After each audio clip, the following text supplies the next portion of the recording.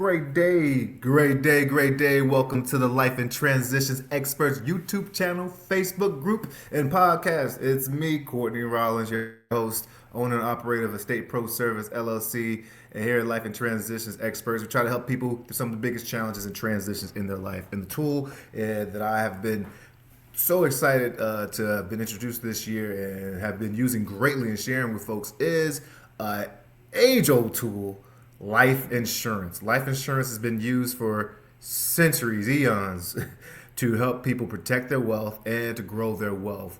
And some of the biggest transitions are when family members and people we love pass. And that is an important thing for all of us to get a grasp of and get a handle of so that we are able to live our life fuller and have that peace of mind that comes with knowing that your family are protected from your final expenses. Go ahead and hit that like. Go ahead and hit that subscribe. So check this out. You may be an agent or you may be someone who's in a transition looking for a change in your life, and maybe people have come up to you talking about life insurance sales and things of that nature. I don't think there's many people born who say I want to be an insurance agent or life insurance salesman when I grow up, but it is an amazing career where you get to be the good guy helping people protect themselves and their families, as I said earlier. So there are some important questions to ask if you are thinking about starting this career. So let's look at a few questions that may be helpful to you to ask if you're starting a new career. And these are some of the questions that I literally asked before I began earlier this year. So let's see. One question is, important question you'll find is you'll notice that there are basically two types of strands or factions that agents will sit in. That's either a captive agent, meaning they work for one specific company. They work specifically for New York Life. They work specifically for AARP or Mutual of Omaha. Or you're part of an internet marketing organization that actually is like a broker. So you have access to tons or several or many or different type of carriers. You have specific contracts with them, and it's very important to understand the difference between them. Some folks appreciate the security and employment and streamlining of captive agency. Some appreciate the flexibility and opportunity that comes with serving with the IMO. It is really up to you, but make sure you understand before you go in, right? Another question asks, which insurance company will I represent? What products will I sell? That specifically goes right back to that last question, captive agent versus IMO. Particularly myself, I am with an IMO. I like the flexibility. I like being able to help when I sit down in front of a person and they have a situation, I'm very confident I can find the carrier that can fill their needs because I have access to so many. All right. Now, another question you want to ask, are you vested or are you not? And I'm not talking about like a nice vest. I'm talking about how soon do you own your book of business? Do you own it? Or does the carrier own it and you get a percent, you're getting paid from the carrier, or you're getting paid directly from your agency or broker? So it's important to know. And do you own your business? Do you have to wait a year of service or work before you own your book of business? When I say own your book of business, that means, and great thing about life insurance is that you begin to get residuals from your clients as they annually renew their policy. And well, that's one way of describing it. And if you decide to leave that agency or that company or that place, does your business go with you? Do you keep those residuals? Do you keep those clients? Those are great questions to ask, super important question to ask. One cool thing about North American Senior Benefits is that we, day one, are vested. And so we have, I own my book of business that I've been able to accumulate over this year. It's pretty awesome.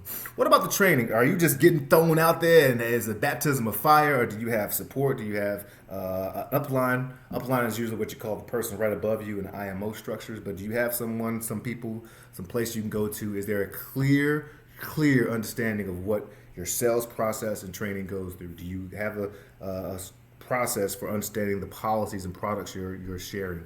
Do you have a process for understanding the sales process? And what does the training and support look like? Which leads up, well, actually, it probably leads to is there a clear path of progress? But we'll get to that one. Another one is, how am I compensated? Is it a commission or is it salary based? I eat what you kill? My structure, well, I should have said something about the support. we have ongoing support with North American Senior Benefits, but this isn't a advertisement or a commercial for NASB. I'm just sharing my experience. As far as compensation is concerned, are you getting paid 80%, 90%, 100%? Is it the first 9 months advance, 12 months advance? You need to know that so that you can plan accordingly, right? So, what's the compensation structure? Super important to know, right? Hey, my beautiful wife is walking, going to do her thing today. How you doing, babe? Good.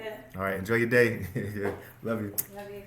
All right, another good question is there a clear path to growth? Do you have a clear understanding of how, if you decide or want to grow in the company, can you build your team?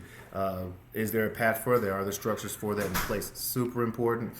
You more often than not, you are, especially if you're an IMO agent, you are the business. So being able to grow the business by leveraging processes and people is what's going to expand your business and help you be a businessman and not just someone who's self-employed. And have there been other people successful in that space? The person who's recruiting you, have they shown success? Are they connected to people who show success? Is it something that's sustained and sustainable? Are they people that you value? What do you think success is? These are all very important questions you need to ask. And is the focus on recruiting or is the focus on selling or both? Both. Shannon Sharp said, but both. So there's some companies or some organizations where they're like, yo, recruit everybody who has a breath, and you're just out there, felt like your network marketing, which could not be an issue if that's what you're inclined to or lean to. Some folks are like, just go and just pump policies, bright policies for folks. Which again, it depends on what you're inclined to do. I think that's great if you have a blend of both, because just as we spoke about in business, you want to be able to grow, and you can't always be in front of folks.